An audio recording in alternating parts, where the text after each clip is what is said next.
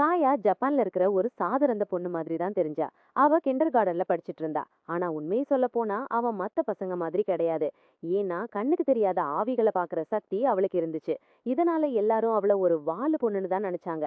அவ பண்ற அலப்பறையால அந்த ஸ்கூல்ல நிறைய டீச்சர்ஸ் வேலையை விட்டு நின்னுட்டாங்க. அவ பண்ற சேட்டைகளை அவங்களால தாங்க முடியல. கடைசியா அந்த கிண்டர் கார்டன் சாய்னு ஒரு புது டீச்சரை வேலைக்கு எடுத்தாங்க. அவங்க வேலையில ரொம்ப ஆர்வமா இருந்தாங்க. ஆனா அவங்களுக்கு தெரியல அவங்க வாழ்க்கை இனிமே பழையபடி இருக்க போறது இல்லைன்னு. காயா கூட பழகுனதுக்கு அப்புறம் எல்லாம் மாறப்போகுது. சாய் வேலைக்கு சேர்ந்து ஒரு 2 வாரம் ஆச்சு. வழக்கமான மத்த நாட்களை போலவே அந்த மதிய வேலையில பசங்களை வெளியே விளையாட விட்டாங்க. கொஞ்சம் உடற்பயிற்சி கிடைக்குமேனு தான். அப்போ சில பசங்க ஊஞ்சல்ல விளையாடிக்கிட்டு இருக்கும்போது ஒரு அமானுஷ்ய சக்தி ஒண்ணு அங்க டிஸ்டர்ப் ஆகி ஒரு குழந்தைய கீழே தள்ளி விட்டுடுச்சு. நிஜமாவே அவங்கள காயப்படுத்தணும்னு அந்த ஊஞ்சலை பயன்படுத்தினாங்க. நல்ல வேளையா அந்த பொண்ணுக்கு ரொம்ப அடிபடல. ஆனா அவ அழ ஆரம்பிச்சதும் சாயோட கவனம் அவ பக்கம் திரும்புச்சு. சாய் உடனே அந்த பொண்ணை தூக்கிட்டு உள்ள கூட்டிட்டு போய் ஒரு ஐஸ் பேக் எடுத்து தலையில வைக்கிறாங்க. சாய் கொஞ்சம் கவலைப்பட்டு இன்னொரு டீச்சர் கிட்ட இனிமே பசங்களை ஊஞ்சல்ல விளையாட விடாம கட்டுப்படுத்தலாமான்னு கேக்குறாங்க. ஏன்னா இந்த வாரத்துல மட்டும் ஊஞ்சல்னால நடக்கிற 5வது விபத்து இது. அந்த நீலமுடி டீச்சர் பசங்கன்னா விளையாடும் போது இதெல்லாம் நடக்கும், சும்மா ரிலாக்ஸா இருன்னு சொல்றார். விளையாடும் போது இந்த மாதிரி சின்ன சின்ன கீறல்கள் காயங்கள் வர்றது ரொம்ப சாதாரணமான விஷயம்னு சொல்றார். ஆனா சாய்க்கு இதுல முழுசா திருப்தி ஏற்படல. அவ ஏதாவது பதில் பேச வர்றதுக்குள்ள அவளுக்கு ஒரு சத்தம் கேக்குது. பிளே கிரவுண்ட்ல இருந்து ஏதோ சத்தம் வரவும் உடனே அங்க என்ன நடக்குதுன்னு பார்க்க வேகமா ஓடுறா. அங்க நிலைமை எப்படி இருக்குன்னு பார்க்க போனா சில பசங்க அவகிட்ட ஓடி வந்து விஷயத்த சொல்றாங்க. திரும்பவும் அங்க இருந்த ஒரு பையன் கூட சண்டை ஆரம்பிச்சிட்டான்னு தெரிய வருது. அங்க என்னன்னா அந்த பையன் அங்க விளையாட நினைச்சிருக்கான். அடுத்தது ஊஞ்சல் தான். ஆனா கயா அவனுக்கு முன்னாடி போய் நின்னுக்கிட்டா. அவன்கிட்ட தான் விட போறது இல்லைன்னு சொன்னான். அவனை ஊஞ்சல்ல ஏற விடல. அந்த பையன் சண்டை போடுறான். ஏன்னா அவன் தான் கியூல வெயிட் பண்ணிக்கிட்டு இருந்தான். ஆனா கயா அவனை ஒரு மாதிரி முறைச்சு பாக்குறா. தனக்கு எதை பத்தியும் கவலை இல்லைங்கிற மாதிரி என்ன நடந்தாலும் சரி அவனை திரும்ப ஊஞ்சல்ல ஏற விடவே மாட்டேன்னு சொல்றா. சாய் உடனே குறுக்கு வந்து கயாவை விலக சொல்றான். இடத்தையெல்லாம் இவளே புடிச்சுக்கிட்டு கூட இருக்கிற ஃப்ரெண்ட்ஸை விளையாட விடாம தடுக்க முடியாதுன்னு சொல்றான். கயா ஆரம்பிக்கிறா. மூஞ்சிய தூக்கிட்டு கீழே பாக்குறா. மத்த டீச்சர்ஸ் எல்லாம் சாய் பத்தி என்ன பேசிக்கிறாங்கன்னா, கயாவை தனியா கவனிச்சுக்கிற பொறுப்பு இவங்க கிட்ட இருக்கு. ஏன்னா அந்த குரூப்லயே இவதான் ரொம்ப பிரச்சனையான பொண்ணு. இதால இவங்களால மட்டும் சமாளிக்க முடியுமான்னு யோசிக்கிறாங்க. ஏன்னா இதுக்கு முன்னாடி வந்த 2 டீச்சர்ஸ் வேலையை விட்டுட்டு போயிட்டாங்க. சாய் இப்போ அவ முகத்தை மெதுவா தொட்டு வேற எங்கேயும் பார்க்காம நான் சொல்றத கொஞ்சம் கவனிச்சு புரிஞ்சுக்க பாருன்னு சொல்றாங்க. ஆனா கையா பேச கூட பிடிக்காம அங்கிருந்து உடனே ஓடிடுறா. சாய் யோசிக்கிறாங்க இனி என்ன பண்றதுன்னு. காயாவை சமாளிக்க முடியுமான்னு தெரியல. ஆனா அவ தோல்வியை ஏத்துக்காம அவ பின்னாடியே ஓடுறா.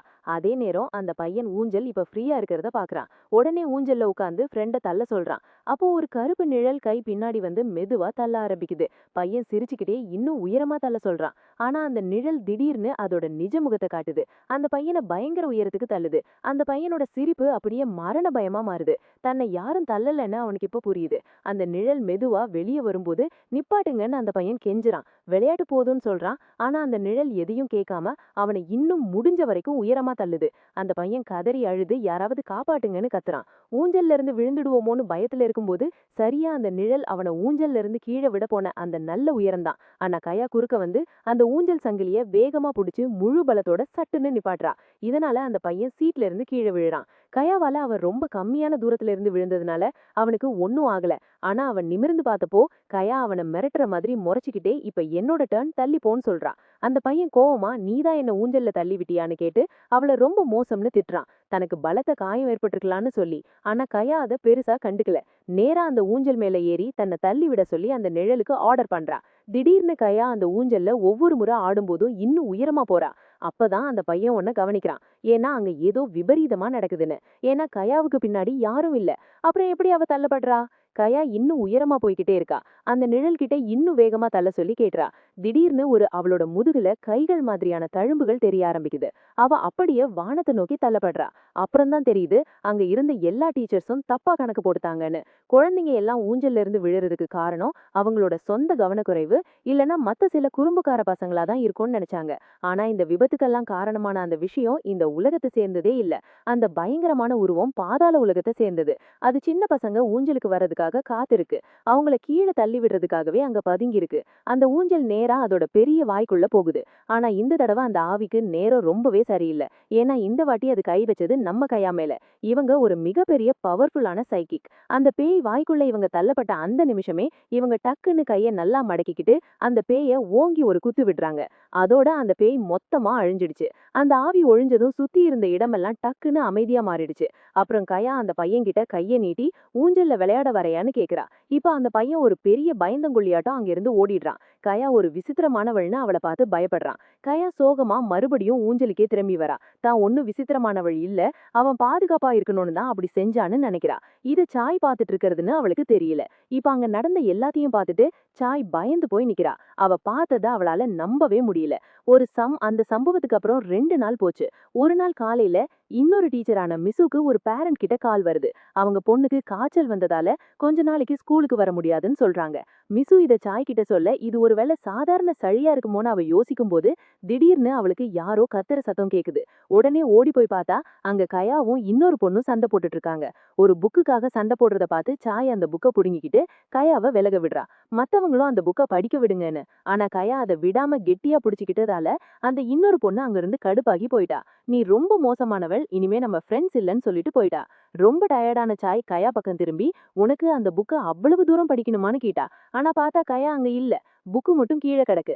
அத பார்த்து ஒரு பெருமூச்சு விட்டுக்கிட்டே மிசு கிட்ட எனக்கு ஒண்ணுமே புரியலேன்னு சாய்க்கு ஒரு மனக்கவலை வருது. கயாவோட மனச படிக்க. ஆனா மிசு அவகிட்ட அவ்ளோ கவலைப்படாதன்னு சொல்றா. ஏன்னா இந்த ஸ்டேஜ்ல சில பசங்க கொஞ்சம் வம்பா தான் இருப்பாங்க, அப்புறம் அது தானா சரியாயிடும்னு. சாய் அந்த புக்கை எடுக்கிறா. இந்த விளக்கம் நிஜமாவே இவ்ளோ சிம்பிளா தானா இருக்குமான்னு யோசிக்கிறா. இப்ப எல்லாமே ரொம்ப அமைதியா இருக்கிறத கவனிக்கிறா. அந்த ஊஞ்சல் சம்பவத்துக்கு அப்புறம் கயா எப்படி அந்த மான்ஸ்டரை கவனிச்சுக்கிட்டான்னு நினைச்சு பாக்குறா. அதுக்கப்புறம் ஒரு குழந்தைக்கு கூட எந்த ஒரு சின்ன அடியும் அந்த ஊஞ்சல்ல பட்டதே இல்ல. பகல் இந்த விபத்துக்கெல்லாம் காரணம் அந்த ராட்சதனான அவ யோசிக்கிறா. கயாவுக்கு இது முன்னாடியே தெரியுமான்னு தோணுது. ஆனா அந்த எண்ணத்தை தள்ளி விட்டுட்டு சமாதானமாகறா. தான் பார்த்த விஷயங்கள் எல்லாம் ரொம்ப களைப்பால வந்த பிரமைதான் நினைக்கிறா. வேற எதுவும் இல்ல. அவ தான் கண்ணே தன்னை ஏமாத்துதுன்னு நம்புறா. இந்த உலகத்துல ராட்சதனோ பிசாசோ எதுவுமே கிடையாது. கையில இருந்த புக்க அவ திறக்கிறா. அப்ப கயா அதுல டேப் ஒட்டி இருக்கிறத பாக்குறா. புக்கோட சில பக்கங்கள் திறக்க முடியாதபடி ஒட்டப்பட்டிருக்கு.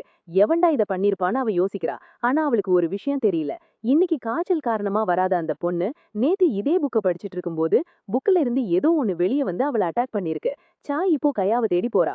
ஆனா ஒரு ரூம திறந்தா அங்க கயா ஒரு டேபிள் மேல உட்கார்ந்து கையில ஒரு புக்கோட சில பக்கங்கள்ல டேப் போட்டு ஒட்டிட்டு இருக்கா. இத பார்த்து சாய் அவளை உடனே நிறுத்த சொல்றா. ஆனா கயா வேக வேகமா அந்த டேப்புகளை ஒட்ட ஆரம்பிக்கிறா. சாய் ஒரு வழியா அவளை தடுத்து நிறுத்தி இது வரைக்கும் அவ ஒட்டின எல்லா புக்கையும் எடுத்துட்டு வர சொல்றான். கயா கொஞ்சம் தயங்கிட்டே ஒரு கட்டு புக்குகளை எடுத்துட்டு வந்து இதையெல்லாம் திறக்க கூடாதுன்னு சாய் கிட்ட சொல்றா. சாய்க்கு குழப்பமாகி ஏன் திறக்க கூடாதுன்னு கேக்குறா. ஆனா கயா பதிலே சொல்லாம அங்க இருந்து ஓடிடுறா. களைப்படைந்த சாய் இந்த குழந்தைய என்னைக்காவது புரிஞ்சுக்க முடியுமான்னு யோசிக்கிறாங்க. வேலைக்கு திரும்புறதுக்கு முன்னாடி. அந்த நேரம் சாயங்காலம் வந்துடுச்சு. எல்லா குழந்தைங்களும் பெத்தவங்களோட வீட்டுக்கு கிளம்புறாங்க. அப்போ சாய் கயா டேப் போட்டு ஒட்டின புத்தக கட்டுகளோட மறுபடியும் டேபிள்ல வந்து உட்கார்றா. அந்த டேப்பை பிரிக்க ஆரம்பிக்கும் போது அவளுக்கு கயா சொன்னது ஞாபகம் வருது. புத்தகத்தை திறக்க வேண்டான்னு சொல்லியிருந்தா. ஆனா சாய் அதை பெருசா எடுத்துக்காம டேப்பை பிரிக்கிறா. அவ முதல்ல பிரிச்ச அந்த புத்தகம் ஒரு ஜாலியான விளையாட்டு புத்தகம். அதை சும்மா செக் பண்ணி பார்க்கலாம்னு நினைக்கிறா. பழைய நினைவுகள். கடைசியா அவ அந்த பக்கத்துக்கு வரும்போது கயா ஏற்கனவே ஒட்டி வச்சிருந்த அந்த பக்கத்துல ஏதோ ஒரு பயங்கரமான விஷயம் வெளியே வருது. உள்ள இருந்து அது வருது. பயத்துல சாய் அந்த புக்கை தூக்கி எறியறா. உயிருக்கு பயந்து அங்க என்னதான் நடக்குதுன்னு அவளுக்கு ஒண்ணுமே புரியல. ஆனா அவளோட பயம் இதோட முடிய போறதில்ல. சீக்கிரமாவே ஒரு இருட்ட உருவம் அந்த பக்கத்துல இருந்து முகத்தை மூடிக்கிட்டு வெளியே வருது. சாய் ரொம்ப பயத்துல நகர கூட முடியாம சத்தமே இல்லாம குரலே வெளியே வராம கத்துறா. தொண்டை அந்த இருட்டு உருவம் அவகிட்ட வேகமா வருது. அதோட கோரமான முகத்தை காட்டுது. ஆனா அது தாக்குறதுக்கு முன்னாடி கயா அங்க வர்றா. திடீர்னு வந்து அந்த பேய ஒரு புத்தகத்தால மண்டையிலே பலமா அடிக்கிறா. சாய் பேச முடியாம தவிக்கிறா. அந்த உருவம் ரூமை விட்டு மறையிற அந்த நேரத்துல இதனாலதான் இதை திறக்காதன்னு சொன்னேன்னு கயா சொல்றா. சாய் நம்ப முடியாம அவளை பார்த்து புத்தகத்தை திறந்தா இதான் நடக்கும்னு முன்னாடியே உனக்கு தெரியுமான்னு கேட்க கயாவும் ஆமான்னு தலையாடுறா. அத ஒத்துக்கிறா. சாய் தன்னோட கணிப்பு சரின்னு புரிஞ்சுக்கிறா. தான் கண்ணு ஏமாத்தல. கயா முழு மனசோட இந்த கிண்டர் கார்டன் குழந்தைங்களை ராட்சதங்கள் கிட்ட இருந்து காப்பாத்துறா. கயா கிட்ட எப்ப இதெல்லாம் தொடங்குச்சுன்னு கேக்குறா. ஆனா பதில் சொல்றதுக்குள்ள அங்க வேலை செய்யற ஒருத்தர் கயாவை வெயிட்டிங் ரூமுக்கு கூப்பிடுறாங்க. சாய் பிஸியா இருக்காளாம். போறதுக்கு முன்னாடி கயா மத்த புக்ஸ காட்டி அந்த புக்ஸ் எல்லாரும் ஒரே பிரச்சனையால பாதிக்கப்பட்டிருக்காங்க. இத கேட்ட சாய் ரிஸ்க் எடுக்க வேணான்னு அதை ரகசியமா தூக்கி போடுறான். ஆனா அந்த முட்டாள் புக்கை ஒழிக்க தேர்ந்தெடுத்த இடம் தான் ரொம்ப கொடுமை. அது நம்ம ஸ்கூலோட மெயின் கேட்டு முன்னாடிதான். எல்லாருக்கும் தெரியற மாதிரி வச்சுட்டான். 5 நிமிஷத்துல அந்த புத்தக கட்டு பிரின்சிபல் கையில கிடைச்சிடுச்சு.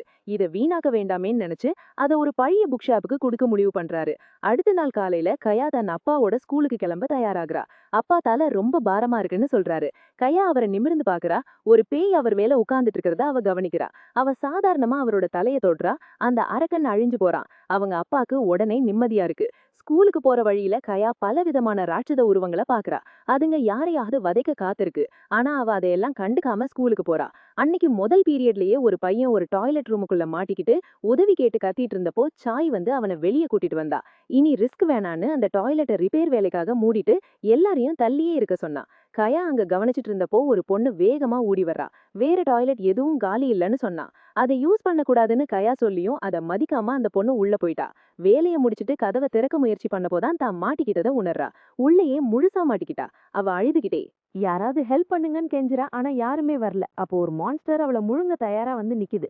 நல்ல வேளையா சாய் கரெக்ட் டைம்ல கதவு திறந்து அவள உடனே இங்கிருந்து ஓட சொல்றா. அவ போனதும் சாய் உள்ள போய் அந்த மான்ஸ்டர் திரும்பவும் டாய்லெட்டுக்குள்ள தள்ளி அது வந்த நரகத்துக்கே ஃப்ளஷ் பண்ணி அனுப்பிடுறா. ஆனா அப்போ பார்த்து மிஸ்ஸு வரா. அவளுக்கு சாய் தான் எல்லாத்தையும் குப்பையாக்கின மாதிரி தோணுது. திட்ட ஆரம்பிக்கிறா. ஏன் இப்படி செஞ்சேன்னு கேக்குறாங்க. ஆனா சாய் எதையும் சொல்லல. ஏன்னா உண்மையை சொன்னா இவங்களும் கூட தன்னை பைத்தியம்னு சொல்லி கிண்டல் பண்ணுவாங்களோன்னு பயப்படுறா.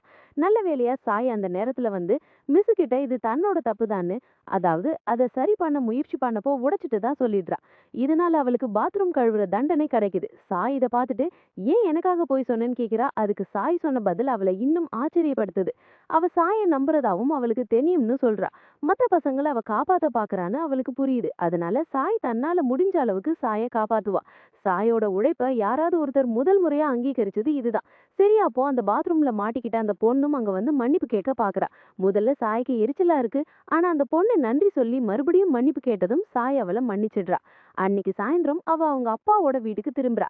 உடனே அவங்க அம்மாவை பார்க்க வேகமா மேல ஓடுறா. ஆனா அதை திறக்கும் போது அவ பாக்குறது அந்த கொடூரமான ஆவி அவளை உள்ள விடாம தடுக்குது. ரொம்ப வருத்தத்தோட கீழே வர்றா. அவளுக்கு ஒரு விஷயம் புரியுது. அவ எவ்வளவு ஸ்ட்ராங்கா இருந்தாலும் அவளால உதவி செய்ய முடியாத ஒரே ஆளு அவங்க அம்மா தான். ஏன்னா அந்த பேயோட பவர் ரொம்பவே அதிகம். காவாலு கூட அதை சமாளிக்க முடியல. சில நாட்கள் எந்த பிரச்சனையும் இல்லாம போகுது. அப்போ ஒரு புது ஸ்டூடெண்ட் இவங்க குரூப்ல சேர்றான். தினமும் அவங்க அந்த ரூல்ஸை பத்தி படிக்கும்போது அவங்க அந்த ரோட்ல நடந்து போயிட்டு இருந்தாங்க. வரிசையா இருக்கிற வீடுகளை தாண்டி போகும்போது அந்த புது பொண்ணு சாகு யாரோ ஒருத்தரையோ இல்ல ஏதோ ஒண்ணு தன்னை எட்டி பாக்குறத பார்த்தா. அதுவும் அந்த திரைக்கு பின்னாடி இருந்து. முதல்ல அவ அமைதியா தான் இருந்தா. இத பார்க்கும் போதெல்லாம் ஆரம்பத்துல அவ யார்கிட்டயும் சொல்லல. ஆனா போக போக அவளுக்கு பயம் அதிகமாயிடுச்சு. பயம் எந்த அளவுக்கு போச்சுன்னா கடைசியில அவ தன் கிளாஸ்மேட்ஸ் கிட்ட இதை பத்தி சொல்லிட்டா. தனக்கு பேய்களை பார்க்க முடியும்னும் அந்த வீட்டுல ஒரு பேய் வாழுதுன்னு சொன்னா. இதை கேட்டதும் சில பசங்க அவளை கிண்டல் பண்ண ஆரம்பிச்சாங்க. அவ பொய் சொல்றதா ஒரு கதையை கட்டி விடுறாங்க, பேய் இல்லைன்னு. ஆனா சாகு இதெல்லாம் சும்மா விடுற ஆள் இல்ல. அந்த பையனை போட்டு வெளுத்து வாங்குறான். அவன் அலறிட்டு ஓடிடுறான். இதெல்லாம் சாய் பார்த்துட்டு இம்ப்ரெஸ் ஆகிடுறா. அவ நேரா சாகு கிட்ட போய் நீ உனக்காக பேசுறது ரொம்ப கூலா இருக்குன்னு சொல்றா. சாகு வெக்கப்பட்டுட்டு மத்த பசங்களுக்கு எல்லாம் வெறும் பொறாமை தான். ஏன்னா அவங்களுக்கு தெரியாது. அவங்களுக்கு தெரியலன்றதுக்காகவே அது இல்லைன்னு அர்த்தம் இல்ல. சாய் கடைசியா தன்னை புரிஞ்சுக்கிற ஒருத்தரை பார்த்துட்டோன்னா அவன் நினைக்கிறா. அப்படியே அவகிட்ட ரகசியத்தை சொல்றா. தனக்கும் பேய்கள் தெரியும்னு சொன்னதும் சாகு அதிர்ச்சியாகி ஏன் இதை முன்னாடியே சொல்லலன்னு கேக்குறா. ஆனா சாய் வருத்தத்தோட தலையாடிட்டு நான் எல்லார்கிட்டயும் சொல்ல ட்ரை பண்ணேன். ஆனா எனக்கு பைத்தியம்னு நினைச்சு எல்லாரும் பொய் சொல்றேன்னு கேலி பண்ணாங்கன்னு சொல்றா. சாகு இதெல்லாம் யோசிச்சு கவலைப்படாத. உன்னை பிடிக்காதவங்களை கண்டுக்காம கெத்தாயிருன்னு சொல்றான். சாய் ஒரு வழியா தனக்கு ஒரு நல்ல ஃப்ரெண்டு கிடைச்சிட்டான்னு சிரிச்சுக்கிட்டே சந்தோஷப்படுறா. சாகு அவகிட்ட ஒருவேளை அவங்க ஒரு பேயை கண்டுபிடிச்சு காட்டினா எல்லாரும் வேற வழியே இல்லாம நிஜமாவே பேய் இருக்குன்னு நம்பிதான் ஆகணும். நிஜமாவே இருக்கு. அடுத்த நாள் காலையில ரோட்ல அவங்க பிராக்டிஸ் பண்ணிட்டு இருந்தப்போ சாகு சாயோட கையை பிடிச்சுக்கிட்டு அடுத்த திருப்பத்துல ஒரு வீடு இருக்கு. அங்க மேல இருக்கிற ஜன்னலை பாரு. அங்க திரைக்கு பின்னாடி பேய் ஒளிஞ்சிருக்கிறத உன்னால பார்க்க முடியும்னு சொல்றா. சாகுவும் தலையாட்டுறான். ஆனா அவங்க அடுத்த திருப்பத்துல திரும்புறப்போ அவங்களுக்கு ஏற்கனவே ஒரு பேய் நிழல் பின்தொடருதுன்னு அவங்களுக்கு தெரியல. சரி, அந்த நேரத்துல முதல் மாடியை பார்க்கும்போது ஒரு உருவத்தை திரைக்கு பின்னாடி பாக்குறாங்க. ஆனாக்கா சாகு அந்த பேயை கண்டுக்கலன்னு உணர்றாரு. அது அவங்க முன்னாடிதான் நடந்திருக்கு. அந்த பேய் சாகுவை பார்த்து கத்த ஆரம்பிக்குது. தன்னை முறைக்காதேன்னு சொல்லுது. ஆனா சாகுவால இன்னும் அதை பார்க்க முடியல. அதை ஒரு முடிவுக்கு கொண்டு வர ஒரே பஞ்சில முடிக்கிறாரு. சாகு மிரண்டுடுறாரு அந்த திடீர் நகர்வில். ஆனா என்ன நடந்துச்சுன்னா அவளுக்கு தெரியல. கையா அவகிட்ட ஓகேவான்னு கேக்குறப்போ ஒரு பெரிய அதிர்ச்சி. கையா மறுபடியும் ஜன்னல்ல நிமிர்ந்து பாக்குறா. அந்த உருவம் இன்னும் அங்கேயே இருக்கிறது. ஜன்னல் வழியா அது நேரா இவங்களையே பாக்குறா. கையாவும் சாகுவும் குரூப்ல இல்லைங்கிறத சாய் கவனிச்சு அவங்கள தேடி வந்து ஏன் இங்க நிக்கிறீங்கன்னு கேக்குறா. கையா ஜன்னலை காட்டி அந்த பேயை இப்பதான் அழிச்சதா சாய் கிட்ட சொல்றா. ஆனா அந்த ஜன்னல்ல இருக்கிற உருவம் இன்னும் அங்கேயே இருக்கு. சாய் அவ விரல் காட்டுற திசையை பாக்குறா. அவளுக்கு ரத்தமே உறைஞ்சு போகுது. ஜன்னல்ல இருந்து ஒரு கண்ணு அவளையே பாக்குறத பார்த்ததும் அவளுக்கு பயத்துல வேத்து கொட்டுது. ஏதோ தப்பு நடக்குதுன்னு புரிஞ்சுக்கிட்டு உதவிக்கு கூப்பிடுறா. அன்னைக்கு கொஞ்ச நேரம் கழிச்சு கையாவும் சாகுவும் இந்த நிலைமையோட விபரீதத்தை புரிஞ்சுக்கல. சாகு ரொம்ப ஆர்வமா எல்லார்கிட்டயும் சொல்றா. கையாவும் சாயும் கூட இன்னைக்கு அந்த பேயை பார்த்தாங்கன்னு. அப்படின்னா அவங்க சொல்றது உண்மைதான்னு அர்த்தம். ஆனா சாய் ஸ்டாஃப் ரூமுக்குள்ள மிசு ரொம்பவே ஆடி போயிருக்கா. வேணும்னா இன்னைக்கு லீவ் எடுத்துக்கோன்னு அவகிட்ட சொல்றாங்க. ஆனா சாய் தான் ரொம்ப கயா மற்றும் சாகுவை பத்தி கவலைப்படுறதா சொல்றா. ஆனா பார்த்தா அந்த வீட்ல குடியிருந்தவர் இறந்து ரொம்ப நாள் ஆகியிருக்கு. அவர் தற்கொலை பண்ணிக்கிட்டாரு. ஆனா அங்க இருந்த யாருக்குமே இத பத்தி எதுவும் தெரியல. சாய் அந்த மோசமான வாசனையை கவனிச்ச உடனே போலீஸ்க்கு தகவல் கொடுத்தா. அவங்க பாடியை எடுத்துட்டு போய் சீல் வச்சாங்க. அந்த முழு இடத்தையுமே ஒரு புலனாய்வு நடக்கிற இடமா மாத்துறாங்க. 2 வாரம் ஓடுது. அந்த சம்பவத்துக்கு அப்புறம் ஒரு நாள் பிரின்சிபல் ஒரு கட்டு நோட்டீஸ கொண்டு வராரு. அதுல ஈலான் மஸ்க் பூங்காவில் இருக்கிற குழந்தைங்களை நெருங்குறதா போட்டிருக்கு. ஏன்னா எப்ஸ்டீன் தீவுக்கு அவருக்கு அழைப்பு வரலையாம். இப்ப அந்த ஏரியாவுல குழந்தைகள் காணாம போற புகார்கள் அதிகமாகிட்டே இருக்கு. அங்க ஹீரோன்னு சொல்ற ஒரு டீச்சர் என்ன சொல்றாருன்னா, குழந்தைங்கள ஆவிகள் தான் கடத்திட்டு போறதா மக்கள் நம்புறாங்க. அப்படி காணாம போன ஒரு பசங்க 2 நாள் கழிச்சு திரும்பி வந்தாங்க. அவன் முழு நேரமும் அவங்க அம்மாவோட தான் இருந்தேன்னு சொன்னான். இத கேட்டதும் சாய்க்கு உடம்பே நடுங்கிடுச்சு. ஏன்னா இப்ப வெளியே நடக்கிற எல்லா ஆபத்தான விஷயங்களையும் நினைக்கும் போது பயமா இருக்கு. அப்போ பிரின்சிபல் சாய், பைரோ மற்றும் மிசு கிட்ட இன்னைக்கு ஃபீல்டு டே இருக்குன்னு ஞாபகப்படுத்துறாரு. பசங்க எல்லாரும் பத்திரமா இருக்காங்களான்னு பாத்துக்கணும். ஈலான் மஸ்க் அவங்க கிட்ட நெருங்காம பாத்துக்கணும்னு சொல்றாரு. பார்க்குக்கு போனதும் டீச்சர்ஸ் எல்லாரும் பசங்க கிட்ட எப்பவும் பக்கத்துல இருக்கணும்னு, யாராவது விசித்திரமா வராங்களான்னு பார்க்க சொல்றாங்க. அந்த வயசான கோடீஸ்வரங்க அவங்க கிட்ட பேச முயற்சி பண்ண பசங்க பாதுகாப்பா இருப்போம்னு சொல்லிட்டு ஒன்னா விளையாட ஆரம்பிக்கிறாங்க. ஆனா மட்டும் யாரும் இல்லாம தனியா ஒரு இடத்துல உட்கார்ந்து கீழே இருக்கிற புள்ளையே பார்த்துட்டு இருக்கா. ஆனா அந்த இருந்த ஒரு நல்ல பொண்ணு அவளை கூப்பிட்டு அவ தலையில இருந்து அந்த கேப்பை கழட்டிட்டு ஒரு பூ கிரீடத்தை அவ தலைமையில வைக்கிறா. இதனால ரொம்ப சந்தோஷமாகி அந்த பொண்ணு கிட்ட, இந்த கிரீடம் ரொம்ப அழகா இருக்கு, கண்டிப்பா திருப்பி கொடுத்துடுறேன்னு சொல்றா. ஆனா அந்த பொண்ணு சிரிச்சுக்கிட்டே இத நீயே வச்சுக்கோன்னு கிட்ட சொல்றா. அவங்க அம்மா அவளுக்கு இதை எப்படி செய்யணும்னு சொல்லி கொடுத்த மாதிரியே இன்னும் நிறைய செய்யணும்னு யோசிக்கிறா. அவங்க அம்மா கூட அவ எவ்வளவு சந்தோஷமா இருப்பான்னு நினைக்கிறா. நானும் இதை கத்துக்கலாமான்னு கேக்குறா. அந்த நல்ல பொண்ணும் உடனே சரின்னு சொல்லி கொஞ்சம் காட்டுக்குள்ள கூட்டிட்டு போய் சில நல்ல பூக்களை தேடுறா. அதுல ரொம்ப ஆர்வமாகி ஒரு வழியா ஒரு வெள்ளை பூவை கண்டுபிடிக்கிறா. ஆனா எத்தனை பூக்கள் வேணும்னு கேட்க திரும்பி பார்த்தா அங்க யூசு இல்ல. அவ அங்க இல்லைங்கிறத உணர்றா. உடனே அவ எல்லாத்தையும் அப்படியே போட்டுட்டு ஓடுறாங்க. அவளை தேடி காட்டுக்குள்ள போறாங்க. யானோ ஒருத்தர் தன்னை பின்தொடர்றது தெரியாம அவங்க போறாங்க. மத்த பசங்களோட பிஸியா இருந்த சாய் திடீர்னு காவையும் யூசுவையும் கிரவுண்ட்ல காணோம்னு கவனிக்கிறாரு. அவங்களோட பாதுகாப்பை நினைச்சு உடனே பயப்படுறாரு. அந்த நேரத்துல காட்டுக்குள்ள ரொம்ப தூரம் போய் யூசுவை கூப்பிட்டுக்கிட்டே தேடுறாங்க. கடைசியா யூசு எதையோ நேரா பார்த்துட்டு நிக்கிறத கவனிச்ச அவகிட்ட நம்ம இப்போ கிரவுண்டுக்கு திரும்பி போகணும்னு சொல்றாங்க. டீச்சர் அவங்கள தனியா போக வேண்டாம்னு எச்சரிச்சாங்க. யூசு தலையாட்டினாலும் அவ என்ன சொன்னான்னா, அவங்க அம்மா கூப்பிட்டதாலதான் இங்க வந்தேன்னு சொன்னா. கொஞ்சம் குழப்பமா இருந்துச்சு. ஆனா திடீர்னு யூசுவோட அம்மா எங்க இருந்தோ வந்து அவ கைய பிடிச்சு கூட வர சொல்லி இருக்கிறாங்க. முதல்ல சரியா புரியல. ஆனா சீக்கிரமே அவளுக்கு புரிஞ்சது, ஒரு பேய் தான் அவங்க அம்மா வேஷத்துல வந்திருக்குன்னு, வேற ஒண்ணும் இல்லைன்னு. உடனே அவ வேகமா யூசுவோட கைய பிடிச்சுக்கிட்டு அவகிட்ட போக முடியாதுன்னு சொல்றா. யூசு கொஞ்சம் குழப்பத்துல இருக்கா. அப்புறம் அம்மாவோட போகணும்னு சொல்லி கைய விட சொல்றா. ஆனா அவளை ரொம்ப டைட்டா பிடிச்சுக்கிட்டு என்ன நடந்தாலும் அவளை விடவே மாட்டேன்னு பிடிச்சிருக்கா. நல்ல வேளையா சரியான நேரத்துல சாய் அங்க வந்து புதிருக்குள்ள ஒரு குண்டால ஒளிஞ்சிருக்கிறத பாக்குறாங்க. அவங்க பின்னாடியே. உடனே சாய் வேகமா அந்த குண்டால பிடிச்சு தரையில போட்டு சாத்திட்டு அங்கிருந்து ஓடுறாங்க. குழந்தைங்கள கக்கத்துல தூக்கிக்கிட்டு. யூசு அவங்க அம்மாக்காகவும் சாய் கைக்காகவும் அழுறா. ஆனா சாய் கெட்டியா பிடிச்சுக்கிட்டு ஓடுறாங்க. அந்த ஆளு மெதுவா எழுந்து அவங்க பின்னாடியே நடக்க ஆரம்பிக்கிறான். சாய் நிக்காம ஓடி மத்த டீச்சர்ஸ் இருக்கிற இடத்துக்கு வந்ததும் நிக்கிறாங்க. மிசு அவங்கள திட்ட தயாரா இருக்காங்க. மறைஞ்சிடுச்சு. ஆனா சாய் அவகிட்ட உடனே ஸ்கூலுக்கு திரும்பணும்னு சொல்றா. ஏன்னா அந்த சந்தேகமான குண்டால அவ பாத்துட்டா. அவன் குழந்தைங்களை பிடிக்க வந்திருக்கலாம். நேரத்தை வீணாக்காம டீச்சர்ஸ் குழந்தைங்களை ஸ்கூலுக்குள்ள கூட்டிட்டு போறாங்க. உள்ள போனதும் மத்த டீச்சர்ஸ் கிட்ட அந்த குண்டால அவங்கள ஒன்னும் பண்ணல, பேச கூட இல்ல. ஆனா அவங்கள தாக்க வேற ஏதோ ஒண்ணு இருந்ததா சொன்னான். அது மட்டும் இல்லாம சாய் அந்த குண்டால தரையில தூக்கி அடிச்சதையும் சொன்னான். யூசுவை நினைச்சு மிசு ரொம்ப கவலைப்பட்டாங்க. அவங்க அம்மா அங்க இருந்ததா திரும்ப திரும்ப சொல்லிக்கிட்டே இருந்தாங்க. மிசு சாய் கிட்ட அது ஒரு ஆம்பளை தானான்னு கேக்குறா. யூசுவோட அம்மாவோட ஃப்ரெண்ட் யாரையாவது தப்பா நினைச்சு மோதிடலையேன்னு கேக்குறா. அதுக்கு சாய் அது கண்டிப்பா ஒரு ஆம்பளை தானே, யூசுவோட அம்மாவை அவங்க பார்க்கவே இல்லையாம். அப்போ பிரின்சிபல் இந்த விஷயத்தை இதோட விட்டுறலாம்னு சொல்றாங்க. யாருக்கும் எந்த ஆபத்தும் வரலையே, அதுவே போயும்னு சொல்லி யூசு கிட்டையும் கிட்டையும் இனிமே தனியா எங்கேயும் சுத்தாம எப்பவும் கவனமா இருக்கணும்னு சொன்னாங்க. இனிமே எப்பவும் டீச்சர்ஸ் பக்கத்திலே இருங்கன்னு சொன்னாங்க. அன்னைக்கு சாயந்தரம் யூசுவோட அம்மா வந்தப்போ, அவளை கூட்டிட்டு போக வந்தப்போ சாய் அவகிட்ட கேட்டான், இன்னைக்கு பார்க்ல இருந்தியான்னு. அதுக்கு அவ இல்லவே இல்லைன்னு அப்பட்டமா மறுத்துட்டா. ஆனா யூசுவோ அவங்க அம்மா கண்டிப்பா அங்கதான் இருந்தாங்கன்னு அடிச்சு சொன்னான். அப்புறம் அன்னைக்கு சாயங்காலம் வீட்டுக்கு கிளம்புறதுக்கு முன்னாடி கிட்ட மை மேட் கருவிய சாய் கொடுத்தான். அதோட வயரை இழுத்தா ஒரு அலாரம் சத்தம் பயங்கரமா கேட்கும். சாய் கிட்ட யாராவது தெரியாதவங்க அவகிட்ட வந்தாலோ இல்ல யாரையாவது பார்த்து பயம் வந்தாலோ இதை இழுக்க சொன்னான். சூரியன் மறைற அந்த நேரத்துல கையா பேக் எடுத்துக்கிட்டு வெளியில வரா. ஸ்கூல் கிரவுண்ட்ல அவ கிளாஸ்மேட்ஸ் கூட இருக்கிறப்போ திடீர்னு வேலிக்கு அந்த பக்கம் அவங்க அப்பாவை கையை அசைச்சபடி அங்க நிக்கிறத பாக்கலாம். காக்கு ஒரே ஆச்சரியம். ஏன்னா வழக்கமா அப்பா மெயின் கேட் வழியா தான் வருவாரு. ஆனா அவர் இன்னைக்கு ஒரு ஷார்ட்கட்ல போலாம்னு சொல்லி தன்னை பின்னாடியே வர சொல்லி கூப்பிடுறாரு. இத பார்த்த மத்த பசங்களுக்கு ஒண்ணுமே புரியல. கா ஏன் தனியா பேசிக்கிட்டு இருக்கான்னு யோசிக்கிறாங்க. அப்ப திடீர்னு கா வேலிய தாண்டி வெளியே போறா. அங்க இருந்த ஒரு பையன் அவளை தடுக்க பாக்குறான். ஆனா அப்பா இருக்காருன்னு சமாளிக்கிறா. ஆனா அந்த பையன் பார்வையில பார்த்தா அவ தனியா தான் போறா. கூட ஒரு மோசமான நிழல் போகுது. அந்த பையன் பார்க்கதான் லூசு மாதிரி இருந்தாலும் உடனே ஓடி போய் சாய் கிட்ட சொல்றான். அங்க காவோட அப்பா மெயின் கேட்ல நின்னு வழிஞ்சிட்டு இருக்காரு. அவன்கிட்ட இவன் சும்மா விளையாடுறான்னு சீக்கிரம் வந்துருவான்னு. ஆனா சாய் அப்படிப்பட்டவ இல்ல. அவளுக்கு உண்மை புரியுது. கா சும்மா விளையாடுற ஆள் இல்லைன்னு தெரிஞ்சுக்கிட்டு உடனே வெளியே ஓடுறா.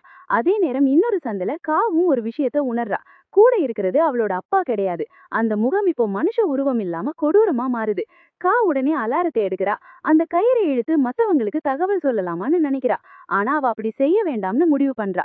ஏன்னா அவ இப்போ ரொம்ப பலசாலி. அவ அந்த ராட்சசனை அவ தூக்கி வீசுறா. ஆனா திடீர்னு அந்த பேய் காயாவோட அம்மாவா மாறி அவளுக்கு தலை சீவி விட ஆரம்பிக்குது. காயா தான் அம்மாவோட பாசத்துக்காக ரொம்பவே ஏங்கி போயிருக்கா. அதனால அந்த அன்புக்குள்ள அவ மயங்கிடுறா. தான் அம்மாவை ஆரோக்கியமா பாக்குறோமேங்கிற சந்தோஷம் அவளுக்கு. ஆனா அம்மாவோட முகம் மெல்ல விகாரமா மாறுது. அந்த பேய் காயாவை வசமா மாட்ட வச்சிருச்சு. ஆனா அந்த பேய் தாக்குறதுக்கு முன்னாடியே அந்த குண்டு பையன் மறைஞ்சிருந்து வந்து பேயோட முகத்துல எதையோ ஸ்ப்ரே பண்றான். காயப்படுத்துற அந்த அசுரனை பார்த்து அந்த குண்டு பையன் காயாவை விலகி இருக்க சொல்றான். ஏன்னா இவன் இந்த ஏரியாவுல குழந்தைங்களை கடத்துற ஒரு அசுரன். ஒரு பேய் கிட்ட ஏமாந்துட்டோமேன்னு கோவப்பட்ட காயா அந்த அசுரனை அடிச்சு இல்லாமலே பண்ணிடுறா. அவளோட சக்தியை பார்த்து அந்த குண்டு பையன் மிரண்டு காயா முன்ன விட இப்ப ரொம்ப ஸ்ட்ராங்கா இருக்கான்னு சொல்றான். ஆனா காயாவுக்கு அவன் என்ன பேசுறானே ஒண்ணுமே புரியல. சாய் கொடுத்த அட்வைஸை யோசிச்சு அவ கைத்த இழுத்து அலாரத்தை தட்டி விடுறா. இதனால சாய் அந்த இடத்துக்கு வர்றான். சாய் அந்த குண்டு ஆளை பார்த்ததும் உடனே இன்னைக்கு அவனை அடிச்சு துவம்சம் பண்ணி எப்ஸ்டீன் தீவுக்கே அனுப்ப பாக்குறான். ஆனா காயா குறுக்க நின்னு அவன் கெட்டவன் இல்லைன்னு சொல்றான். அந்த குண்டு ஆளு சாய் கிட்ட சின்ன வயசுல காயா அவன் உயிரை காப்பாத்துனதுக்கு நன்றி சொல்ல வந்ததா சொல்றான். ஆனா அப்போ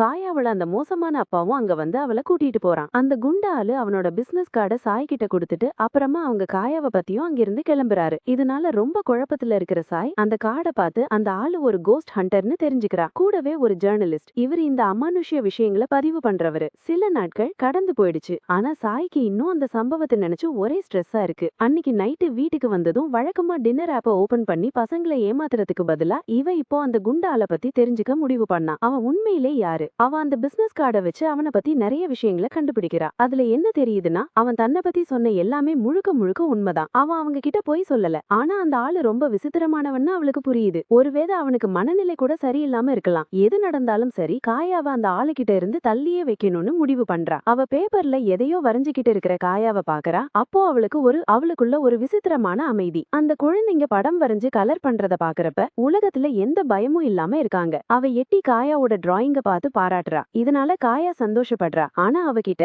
முதல்ல கலர் பண்ணணும், அது வரைக்கும் வெயிட் பண்ண சொல்றா. காயா டக்குன்னு எழுந்து வேகமா ஒரு டிராயர்ல இருந்து அவளோட கலரிங் பாக்ஸ எடுக்கிறா. ஆனா அங்க ஒரு அதிர்ச்சி. அவ கிட்ல இருக்கிற கருப்பு கிரேயான் காணாம போயிருக்கு. அவ சாயாவை கூப்பிட்டு அந்த கிட்ட காமிக்கிறா. ஆனா காயாவே அதை தொலைச்சிருப்பான்னு சாயா நினைக்கிறா. ஒண்ணு முன்னாடியே காலி பண்ணிருப்பாங்க, இல்ல மறந்துருப்பாங்க, வேற எங்காவது இருக்கும். ஆனா கா இல்லன்னு தலையசைக்கிறா. ஆனாலும் நேத்து கண்டிப்பா கிரேயான் இங்க தான் இருந்துச்சுன்னு அவ சொல்றா. சரியா அப்போ மத்த ஸ்டூடெண்ட்ஸும் அவங்களோட கருப்பு கலர் பாக்ஸ்ல இல்லன்னு புகார் சொல்றாங்க. சாயும் மிஸ்ஸும் எல்லா பாக்ஸையும் எடுத்து டெஸ்க் மேல வைக்கிறாங்க. எல்லாமே ஒரே மாதிரி தான் இருக்கு. ஆனா அந்த கருப்பு கிரேயான் மட்டும் காணோம். இது சாதாரணமானது இல்லன்னு மிஸ் சொல்றா. அப்புறம் அந்த பசங்க அந்த கிரேயான் திருடனை சீக்கிரம் கண்டுபிடிக்கணும்னு எல்லாரும் போராடுறாங்க. அப்போ விஸ் கலவரம் ஆகுறதுக்கு முன்னாடி அவங்கள அமைதிப்படுத்துறாங்க. ஆனா அங்க ஒரு பொண்ணு மட்டும் ரொம்ப ஒரு மாதிரி சங்கடமா இருக்கிறத சாய் பாக்குறாரு. இந்த மொத்த விஷயத்திலயும் அவளுக்கு ஏதோ தயக்கம். எல்லாம் சரியா இருக்கான்னு சாய் கேக்குறாரு. முதல்ல அந்த பொண்ணு எல்லாம் சரிதான்னு மறைக்க பாக்குறா. ஆனா அவளோட குற்ற உணர்ச்சி அவளை போட்டு வாட்டுது. உடனே அந்த கிரேயான்ஸ் இருக்கிற இடத்த பத்தி தனக்கு தெரியும்னு சாய் கிட்ட அவ சொல்றா. அப்புறம்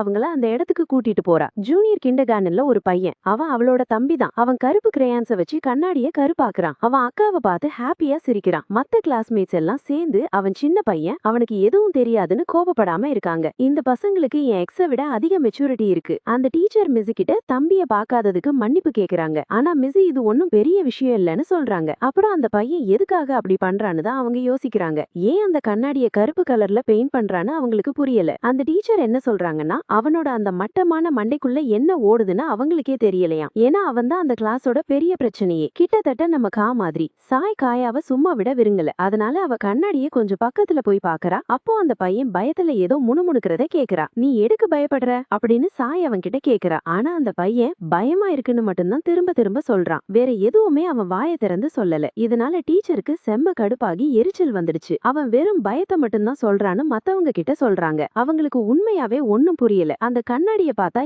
ஏன் இவ்ளோ பயம்னு. இந்த மாதிரி விவரம் இல்லாத பசங்களை சமாளிக்க முடியாதுன்னு அவங்க சொல்றப்போ மிஸ் அவங்க கிட்ட நீங்க தப்பான வேலைக்கு வந்துட்டீங்கன்னு சொல்றா. அவங்க வேலைக்கு அவங்க தகுதியே இல்லாத மாதிரி சொன்னா. ஆனா அந்த டீச்சர் அவளை கண்டுக்காம பெரிய பசங்க பக்கம் திரும்பி அவங்க கிட்ட நடந்த விஷயத்துக்காக மன்னிப்பு கேக்குறாங்க. கிரையான்களையும் அதுக்கு பதிலா நிறைய மிட்டாய் தருவதாவும் வாக்கு கொடுக்கறாங்க. மிஸ்ஸுக்கு இதெல்லாம் சுத்தமா பிடிக்கல. ஏன்னா அவ கிளாஸ் பசங்க ரொம்ப சின்னவங்களா இருந்து அவ சொல்றது புரியலனாலும் காரணம் இல்லாம அவங்கள பத்தி தப்பா பேசக்கூடாது. அன்னைக்கு ஈவினிங் காயாவும் சாயும் ஸ்கூல்லயே ரொம்ப லேட்டா தங்கி வேலை பாக்குறாங்க. அப்போ ஒரு இளம் டீச்சர் வந்து சாய் கிட்ட பேசும்போது அந்த டீச்சர் கையில ஒரு பக்கெட்டும் துணியும் இருக்கிறத பாக்குறா. அதனால அவ அந்த மிரரை கிளீன் பண்ண போறீங்களான்னு கேக்குறா. அதுக்கு அந்த டீச்சர் எரிச்சலோட அந்த முட்டாள் பையனுக்கு தன்னை சுத்தமா வச்சுக்க கூட தெரியல, அதனால எல்லா வேலையும் அவங்களே செய்ய வேண்டி இருக்குன்னு சொல்றாங்க. சாய்க்கு அவங்க சொன்னது ஞாபகம் வருது. காயா மாதிரி ஒரு வாலு பையன்னு. அவ மனசுல ஏதோ பொறி தட்டுது. உடனே டீச்சர் பின்னாடியே போய் சாய் கேக்குறா, மிரர் கிளீன் பண்ண ஏதாவது உதவி வேணுமான்னு. டீச்சர் சிரிச்சுக்கிட்டே சொல்றாங்க, இது அவ்வளவு கஷ்டமான வேலை இல்லன்னு, இத சீக்கிரம் அவங்க கவனிச்சுப்பாங்கன்னு எந்த பிரச்சனையும் இல்லாம சொல்றாங்க. சாய் கா கூட சேர்ந்து ரூமுக்கு கிளம்ப அந்த இளம் டீச்சர் ஒரு ஸ்ப்ரே பாட்டில எடுக்கிறாங்க. அதுல இருக்கிற லிக்விட கண்ணாடி மேல ஸ்ப்ரே பண்ணிட்டு ஒரு ஈர துணியால துடைக்கிறாங்க. கண்ணாடியோட ஒரு பகுதியை அவங்க தொடச்ச அந்த நிமிஷம் அவங்க நிழலை பார்த்து பதறாங்க. ஆனா அங்க அவங்க முகத்துக்கு பதிலா அந்த பிம்பம் ஒரு பயங்கரமான பேய் முகமா மாறுது. அத பார்த்து அவங்க ரத்தமே உறைஞ்சு போயுது. அப்படியே அசையாம நிக்குது. ஆனா திடீர்னு அந்த பேய் உருவம் தன்னோட கோரமான கைகளை கண்ணாடிக்கு வெளியே நீட்டி அவ கழுத்தை பிடிக்குது. அவ பயத்துல அலற சத்தம் சாய்க்கு கேட்டுது. ஆனா என்ன நடக்குதுன்னு சாய் யோசிக்கிறதுக்கு முன்னாடி காய் ஏற்கனவே வேகமா அடுத்த ரூமுக்கு ஓடுறா. சாயும் பின்னாடியே போய் அந்த ரூமுக்குள்ள நுழையறா. அங்க அந்த இளம் டீச்சர் தரையில விழுந்து அந்த ஆவி கிட்ட இருந்து தப்பிக்க போராடுறாங்க. அந்த ஆவி அவங்க காலை பிடிச்சு கண்ணாடிக்குள்ள இழுக்குது. அவங்க உதவி கேட்டு அவங்க கத்த. ஒரு வார்த்தை கூட பேசாம காயா அவங்கள காப்பாத்த குதிச்சு பேய ஒதிச்சு தள்ளுறா. சாய் அந்த டீச்சரை பிடிச்சு அந்த பேயோட பிடியில இருந்து வெளியே இழுக்கிறா. சாய் அவங்க கிட்ட நீங்க ஓகேவான்னு கேக்குறா. ஆனா ஆச்சரியமா அந்த டீச்சர் ரொம்ப நார்மலா பதில் சொல்றாங்க, எல்லாம் சரின்னு. ஏதோ ஒரு காரணத்துக்கு கண்ணாடியில ஏதோ பயங்கரமானதை பார்த்ததா அவங்க நினைக்கிறாங்க. ஆனா இப்போ கவலைப்பட ஒண்ணும் இல்ல. ஆனா காயா அதை இன்னும் உத்து பாக்குறா. கண்ணாடி. ஆனா அதை வச்சு என்ன பண்றதுன்னு அவளுக்கு புரியல. ஏன்னா அந்த பேய் அவ தாக்குதல்ல செத்துருக்கும்னு அவ நம்பல. அடுத்த நாள் காலையில அவ வேலைக்கு வரும்போது சாயும் மிஸ்ஸுவும் பார்த்து மிரண்டு போறாங்க. ஏன்னா அவளோட குணமே மொத்தமா மாறி இருக்கு. அந்த பையனை ஒழுங்கா பாத்துக்காததுக்கு அவ மன்னிப்பு கேக்குறா. அதோட மத்தவங்க முன்னாடி உண்மையை சொன்னதுக்காக தங்கச்சியையும் பாராட்டுறா. மிஸ் தான் அவகிட்ட பேசியிருப்பான்னு சாய் நினைக்கிறான். அவ ஏதோ வித்தியாசமா நடந்துக்கிறா. ஆனா மிஸ் இன்னும் அவகிட்ட பேசவே இல்லைன்னு சொல்றா. அதனால அது காரணமா இருக்காது. ஆனா இவங்களுக்கு தெரியாத விஷயம், முன்னாடி நிக்கிறது அந்த டீச்சரே கிடையாது. ஏன்னா உண்மையான டீச்சர் கண்ணாடிக்குள்ள மாட்டிக்கிட்டு இருக்காங்க. வெளியே சுத்திட்டு இருக்கிறது அவங்களோட பிம்பம் தான். அப்படியே ஒரு 2 நாள் போகுது. டீச்சர்ஸ் எல்லாரும் ஸ்டூடெண்ட்ஸ கூட்டிட்டு பக்கத்துல இருக்கிற ஸ்விம்மிங் பூலுக்கு ஜாலியா போறாங்க. பசங்க எல்லாரும் அவங்க ஸ்விம்மிங் சூட்டை காட்ட, அப்போ அங்க இருக்கிற ஒரு பையன், கென்னு ஒரு பையன், காயாவ அவளோட மொக்கையான சூட்டுக்காக கிண்டல் பண்றான். சாக உடனே அவளுக்கு சப்போர்ட்டுக்கு வந்து அந்த பையனை மிரட்டி அங்க இருந்து வெளியே விரட்டிடுறா. இது அவ்வளோ நல்லதில்லதான். இருந்தாலும் பெண் சக்திக்கு இது ஒரு உதாரணம். மிஸ்ஸுவும் சாயும் பசங்களை எல்லாம் நீச்சல் குளத்துக்குள்ள வர சொல்றாங்க. ஆனா காயாவுக்கு உள்ள போக விருப்பமே இல்ல. ஏன்னா அங்க ஒரு ஆவி மிதக்கிறத அவ மட்டும்தான் பாக்குறா. அது அடுத்த இறைக்காக காத்திருக்கு. பாதிக்கப்பட்ட பொண்ணு. ஒரு தடவை எல்லாரும் உள்ள விளையாடிட்டு இருந்தாங்க அந்த பூல்ல. காயாவும் உள்ள போக ட்ரை பண்றா. ஆனா அவளுக்கு பயம். ஏன்னா அவளுக்கு நீச்சல் தெரியாது. சாய் சிரிச்சுக்கிட்டே அவகிட்ட காலை மட்டும் தண்ணியில நினைச்சிட்டு வெளியவே இருக்கலாம்னு சொல்றான். அவளும் அதுக்கு சந்தோஷமா ஒத்துக்கிறா. கென் மறுபடியும் அவளை நீச்சல் தெரியாதுன்னு கிண்டல் பண்றான். ஆனா சாகு அங்க வந்து இவனை தண்ணியில ஒரு ஓரியோ பிஸ்கெட் மாதிரி முக்கி எடுத்துருவேன்னு மிரட்டுறா. இன்னொரு பக்கம் சுசு காயாவுக்கு ஒரு பேடல் போர்ட் கொடுத்து உதவுறா. நீச்சல். கென் அவளை தொடர்ந்து கிண்டல் பண்ணிட்டே இருக்கான். எங்க போறோன்னு கவனிக்காம போய் பின்னாடி இருந்த ஏதோ ஒண்ணு மேல இடிச்சுடுறான். ஆனா அவன் திரும்பி பார்க்கும்போது அவன் கண்ணுக்கு எதுவுமே தெரியல. திடீர்னு அந்த ஆவி அட்டாக் பண்ண முடிவு பண்ணி அந்த பையனை தண்ணிக்குள்ள தள்ளி அதோட கைகளால அந்த பையனுக்கு என்ன அப்படியே சுத்தி வளைச்சு அசைய விடாம பிடிச்சுக்குது. சாகு கத்துறா, விளையாடாதுன்னு சொல்றா. ஏன்னா பூலுக்குள்ள ஆழமா போகிறதுக்கு அனுமதி இல்ல. ஆனா கென் கிட்ட இருந்து எந்த பதிலும் வரல. அவனால கத்த முடியாம நகர முடியாம கென் முயற்சி செய்யறான். சாக நோக்கி கைய நீட்டுறான். ஆனா சாகு தண்ணி கடியில அவனை கவனிக்காம போறா. அவனோட வார்வை மெல்ல மங்க கொடங்குது. உள்ளுக்குள்ள தண்ணி நிரம்பிது. ஆனா சரியா தண்ணி அவனை திணறடிக்கிறதுக்கு முன்னாடி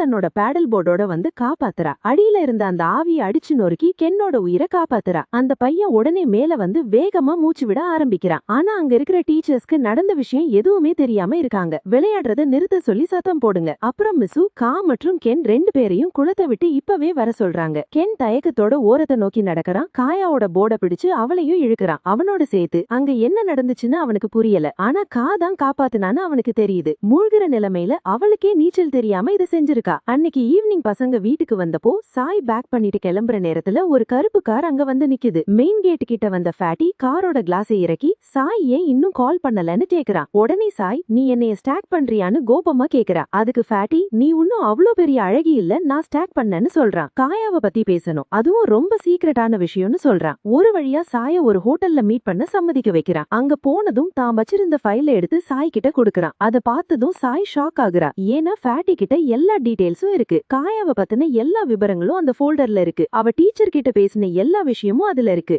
கோபமான சாய் அவன் மேல கத்த ஆரம்பிக்கிறான். இவ மாதிரி எப்ஸ்டீன் தீவுக்கு போக ஆசைப்படுற ஆளுங்க கிட்ட பேசவே மாட்டேன்னு சொல்லி போலீஸ கூப்பிடுறா. ஆனா அந்த குண்டா அவகிட்ட கெஞ்சுறான். கொஞ்சம் போரு, நான் சொல்றத முழுசா கேட்டுட்டு அப்புறம் உனக்கு என்ன தோணுதோ அதை செய்யு சொல்றான். இது கேட்டு அவன் நிக்கிறா. அந்த குண்டு குமன் காயாவுக்கு தான் ரொம்ப கடமைப்பட்டிருக்கேனோ அதை தீர்க்க எதை வேணா செய்வேன்னு சொல்றான். எந்த ரூபத்திலையும். சாய் செம்ம குழப்பத்துல இருக்கான். காயாவுக்கு வெறும் 5 வயசு தான் ஆகுது. அவ என்ன அந்த குண்டு மனுஷனுக்கு செஞ்சிருக்க முடியும்? அந்த குண்டு மனுஷன் சாய் கிட்ட தன்னோட சோக கதையை சொல்ல முடிவு பண்றாரு. 4 வருஷத்துக்கு முன்னாடி நடந்த சோகம் அது. அவருக்கு ஒரு மகளும் அழகான மனைவியும் இருந்தாங்க. அவங்கள அவர் உயிரா நேசிச்சாரு. ஆனா ஒரு நாள் ரோடு கிராஸ் பண்ணும்போது அவரோட மகள் மேல ஒரு ட்ரக் பயங்கரமா மோதிடுச்சு. யாரையாவது இசைகை பண்ணணும்னு நினைச்ச அந்த வண்டி அவளை குறி வச்சது. மத்தவங்களுக்கு அவ இறந்துட்டா. ஆனா அவரால மட்டும் இன்னமும் அவளோட ஆவிய பார்க்க முடிஞ்சது. அவளும் அவர் கூடவே இருக்க முடிவு பண்ணுச்சு. அவரோடவே எப்பவுமே இருக்கணும். அது ஒண்ணுதான் முக்கியமா இருந்தது. அந்த துக்கத்துல அவனை தாங்கி பிடிச்சது அதுதான். ஆனா அவனால மட்டும்தான் அவளை பார்க்க முடிஞ்சது.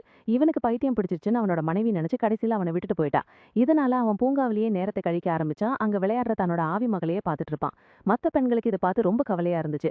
ஒரு விசித்திரமான டிஸ்கார்ட் மாட் மாதிரி இருக்கிற இந்த ஆளு நாள் முழுக்க பசங்களையே வெறிச்சு பாக்குறானேன்னு நினைச்சாங்க. ஆனா ஒரு சாயந்தரம் அவன் பொண்ணு டயர்டா இருக்குன்னு சொன்னான். அப்படியே அவன் முகமே மெல்ல மாற தொடங்குச்சு. அவ சீக்கிரம் சரியாகணும்னு அவன் நம்பினான். பரவாயில்லன்னு நினைச்சப்போ போக போக நிலைமை மோசமாச்சு. அவ ஒரு ஆவியா மாறின அந்த நாள்ல இருந்து அவன் அவ கூடலே தான் வாழ்ந்துட்டு இருந்தான். அவளை பார்க்குக்கெல்லாம் கூட்டிட்டு போனா. ஆனா தன் பொண்ணு இப்படி ஒரு கோரமான மனுஷத்தன்மையே இல்லாத உருவமா மாறுறத பார்த்து ரொம்ப கோரமா மனுஷத்தன்மையே இல்லாம அது இருந்துச்சு. அப்போ அவ ரொம்ப உடைஞ்சு போய் தன் வாழ்க்கைய Alt F4 பண்ணிக்கலான்னு நினைச்சப்போ அந்த 1 வயசு குழந்தை காயா எப்படியோ அவன் பொண்ணு மேல இருந்த அந்த பேயை விரட்டி அவளை அந்த சாபத்திலிருந்து காப்பாத்திட்டா. ரொம்ப காலத்துக்கு அப்புறம் ஒரு நிம்மதி. காயா நிஜமாவே அவனையும் இறந்து போன அவன் மகளையும் ஒரு நரகத்துல இருந்து காப்பாத்திட்டா. அவளுக்கு அவன் கடமைப்பட்டிருக்கான். சாய் இப்ப அவனை நல்லா புரிஞ்சுக்கிறான். ஆனாலும் அவன் ஏன் இவளை துரத்துறான்னு அவனுக்கு புரியல. ஃபேட்டி என்ன சொல்றான்னா, ஒரு மர்மமான கேஸை விசாரிக்கும் போது ஒரு வீட்டை பார்த்திருக்கான். அந்த வீட்ல அதிகப்படியான கெட்ட சக்தி நிறைஞ்சிருக்கு. அது வேற எதுவும் இல்ல, காயாவோட வீடுதான். அந்த வீட்ல ஏதோ கோளாறு இருக்குன்னு அவன் அடிச்சு சொல்றான். காயாவையே மிரட்டுற அளவுக்கு அங்க ஏதோ ஒரு பெரிய விஷயம் இருக்கு. அதால அவ பயத்திலையும் வலியிலையும் தான் தவிச்சிட்டு இருக்கா. அவ்வளவு மோசமான விஷயம் அது. ஒரு 2 நாள் போகுது அந்த குண்டாளோட நடந்த மீட்டிங்குக்கு அப்புறம். ஆனா காயாவோட வீட்டை பத்தின பேச்சு திரும்பவும் வருது. வீட்டுக்கு விசிட் போற நாள் வந்தப்போ சாய்க்கு காயாவோட வீட்டையே அசைன் பண்றாங்க. காயா வீட்டுக்குள்ள என்ன இருக்குமோன்னு நினைச்சு அவன் நடுங்குறா. அங்க ஒளிஞ்சிருக்க மர்மத்தை நினைச்சு ரொம்ப பயப்படுறா. ஏன் எனக்கு மட்டும் இவ்ளோ கெட்ட நேரம்னு அவ புலம்புறா. அன்னைக்கு ஈவினிங் காயாவை அவங்க கிட்ட கூட்டிட்டு போய் விடுறா. அப்பாவுக்கு நன்றி சொல்லிட்டு அவங்கள அனுமதிச்சதுக்காக அடுத்த நாள் அவங்க வீட்டுக்கு வர. காயாவோட அப்பா சிரிச்சுக்கிட்டே அவங்கள தாராளமா வர சொல்லி காயாவை பத்தி பேசலான்னு டீ குடிச்சிட்டே கூப்பிடுறாரு. காயா டீச்சர் கிட்ட சொல்லிட்டு அப்பாவோட அங்கிருந்து கிளம்புறா. அப்படியே போற வழியில திடீர்னு லவுட் ஸ்பீக்கர்ல ஒரு பொது அறிவிப்பு கேக்குது. மதியத்துல இருந்து காணாம போன ஒரு 8 வயசு சிறுமியை பத்தின அந்த அறிவிப்புல அவங்களோட அடையாளம் மற்றும் அவ போட்டிருந்த Dress பத்தியும் சொல்றாங்க. அவ கடைசியா எப்ப கண்ல பட்டாங்கறதையும் யாராவது அவங்கள பார்த்தா உடனே தகவல் சொல்லணும்னு கேட்டுக்கிறாங்க. அவளை எங்க பார்த்தாலும் சொல்லுங்க. காயாவோட அப்பாவுக்கு திடீர்னு ஒரு விஷயம் ஞாபகம் வருது. ஒரு மனுஷனை இன்னைக்கு காலையில இருந்து காணோன்னு அவருக்கு தோணுது. இந்த உலகத்துல என்ன கொடுமை நடக்குதுன்னு அவர் யோசிக்கிறாரு. காயா கிட்ட ரொம்ப ஜாக்கிரதையா இருக்கணும்னு சொல்றாரு. யாராவது பெரியவங்க துணை இல்லாம ரொம்ப தூரமா எங்கேயும் போயிடாதுன்னு எச்சரிக்கிறாரு. கயாவும் தலையாட்டுறா. 2 பேரும் தொடர்ந்து நடக்கறாங்க.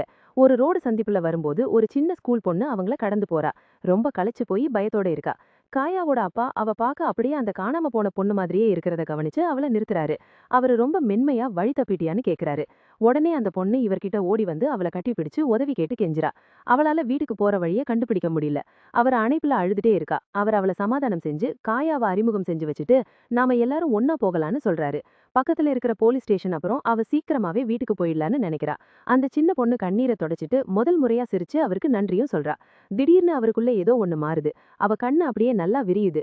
காயாவோட அப்பாவை அப்படியே தள்ளி விட்டுட்டு இப்ப வீட்டுக்கு போக முடியாதுன்னு அவர்கிட்ட சொல்லிட்டு நேரா எதிர் திசையில ஓட ஆரம்பிக்கிறா. காவோட லூசா அப்பா அங்கே நின்னு அவன் பின்னாடி ஓடாம மண்டைய சொரிஞ்சுக்கிட்டு என்னாச்சுன்னு புரியாம முழிச்சுக்கிட்டு இருக்கான். அந்த பொண்ணை ஓட வச்சிருச்சு. காவுக்கு பெருசா யோசிக்க தேவையில்லை. என்ன எதையும் கெஸ் பண்ண வேண்டிய அவசியம் இல்ல. அவ திரும்பி பார்க்கும்போது அங்க ஒரு மான்ஸ்டரை பாக்குறா. அது அவங்களுக்கு நடுவுல வந்துட்டு அப்படியே முன்னாடி போகுது. அந்த பொண்ணு போன அதே பாதையில அது போகுது. அந்த பொண்ணு அந்த ஆவிக்கிட்ட இருந்து தப்பிக்க ஓடிக்கிட்டே இருக்கா.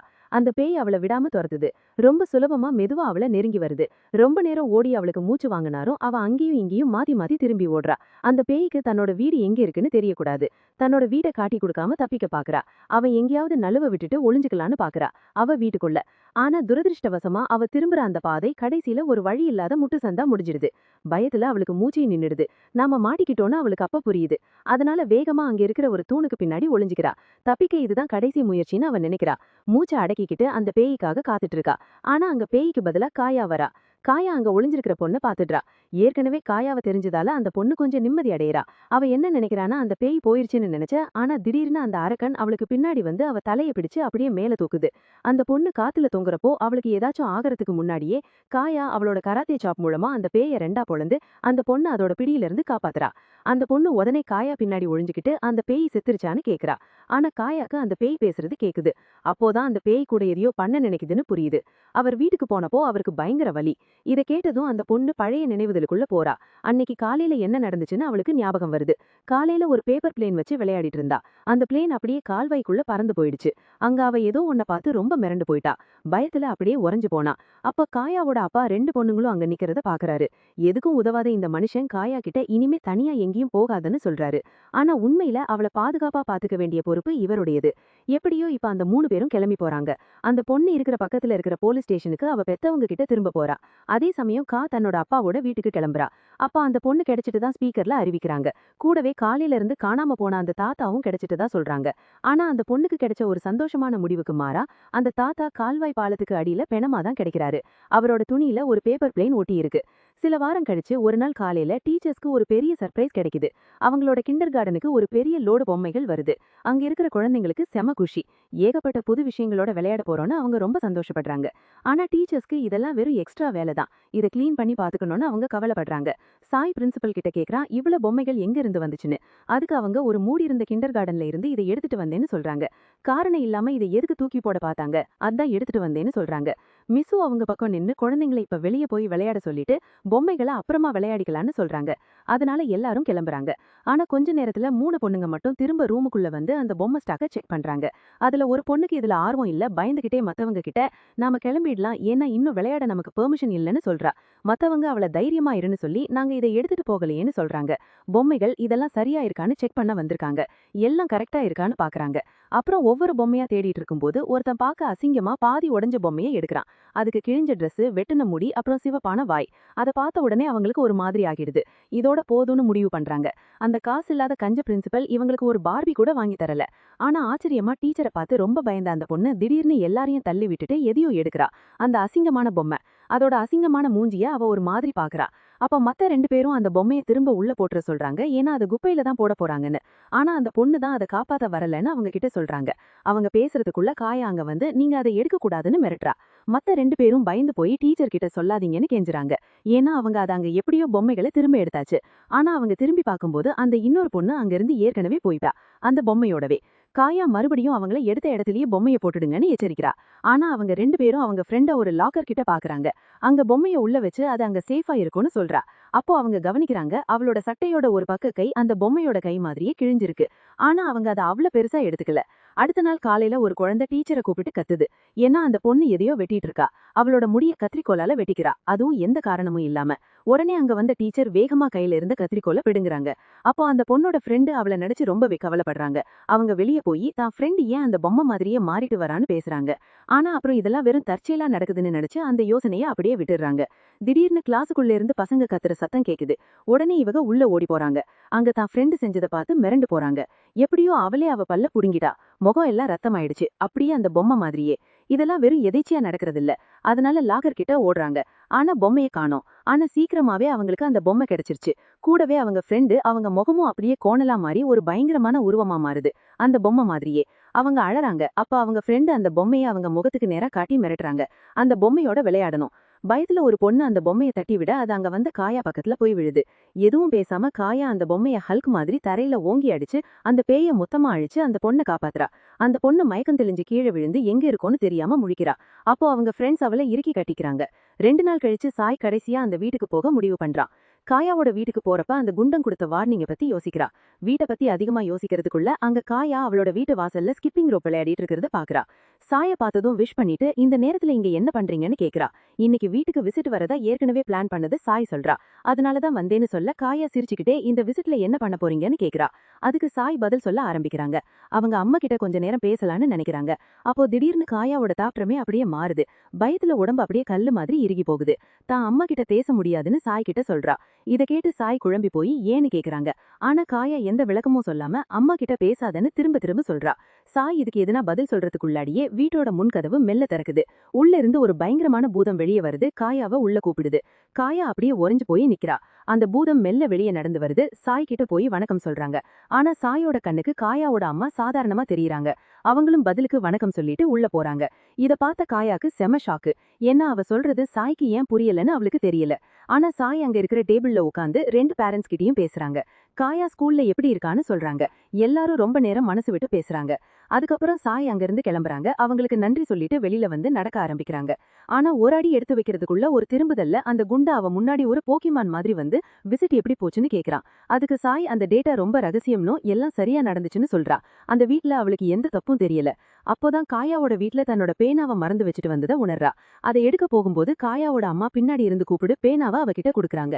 இத பார்த்ததும் அந்த குண்டா அப்படியே உறைஞ்சு போயிட்டான். பயம் ஒரு பக்கம், சாய் சாதாரணமா பேனா கொடுத்ததுக்கு நன்றி சொல்றா. இதோட காயாவோட அம்மா கிளம்புறா. அப்ப சாய் அந்த குண்டு பையன் பக்கம் திரும்புறா. அங்க அவன் மிரண்டு போய் நிக்கிறான். ஏன் இப்படி விசித்திரமா நடந்துக்கிறேன்னு அவ கேக்குறா. அதுக்கு பதிலுக்கு ஒரு கேள்வி கேக்குறா. நீ காயாவோட அம்மாவை பார்த்தப்போ அங்க என்ன பார்த்தேன்னு. சாய் ஒரு சாதாரண அழகான கர்ப்பிணி பெண்ணை தான் பார்த்ததா சொல்றா. ஆனா அந்த பையன் வேற பார்த்ததா சொல்றான். அம்மா ஒரு பேய் குழந்தைய சுமந்துட்டு இருக்காங்க. சாய் அதிர்ச்சியாகி அப்படின்னா என்ன அர்த்தம்னு கேக்குறான். அதாவது ஒரு பேய் காயாவோட அம்மாவை அப்படி பண்ணிடுச்சான்னு. அந்த குண்டு பையன் தனக்கு இத பத்தி எதுவும் தெரியாதுன்னு சொல்றான். ஆனா அந்த ஆவி அவ கருப்பைக்குள்ள ரொம்ப பலமா இருக்கு. இத மாதிரி அவ இதுவரைக்கும் உணர்ந்ததே இல்ல. அந்த நாளுக்கு அப்புறம் சில வாரங்கள் போயிடுச்சு. ஆனா இப்போ கூட காவுக்கு ஒவ்வொரு தடவையும் அம்மாம பாக்கணும்னு நினைக்கும் போது விசித்திரமா இருக்கு. இப்போ அவளால அவங்கள பார்க்கவே முடியல. அவங்களுக்கு பதிலா ஒரு பேயை தான் பாக்குறா. அவங்க அப்பா அவள ஒரு ஃபீல்டு டேக்கு தயார் செஞ்சுட்டு அவங்க அம்மாவுக்கு பை சொல்லலாமான்னு யோசிக்கிறா. ஆனா உருக்குலைஞ்சு கூட இருக்கிற தன் அம்மாவை அந்த கோரமான பிசாசு உருவத்துல பார்க்க சகிக்காம அங்கிருந்து கிளம்புறா. நிறைய பேர் அவள ஒரு சுயநலக்காரினோ இல்லனா கெட்டவள்னோ நினைக்கிறாங்க. ஆனா உண்மையில மத்தவங்களுக்கு தெரியாதது அவளுக்கு தெரியுது. இவ்ளோ பிசாசுகளை வேட்டையாடின அப்புறமும் கூட காவால அந்த ஒரு தைரியத்தை வரவழைக்க முடியல. தன் அம்மாவையே ஆக்கிரமிச்சிருக்கிற அந்த பிசாசை அழிக்க அவளுக்கு மனசு வரல. ஸ்கூலுக்கு போனதும் எல்லா மாணவர்கள் எல்லாரும் ரயில்வே ஸ்டேஷனுக்கு கிளம்புறாங்க. மிசுவும் ஹீரோவும் பசங்களோட ஏற்கனவே அங்க வந்துட்டாங்க.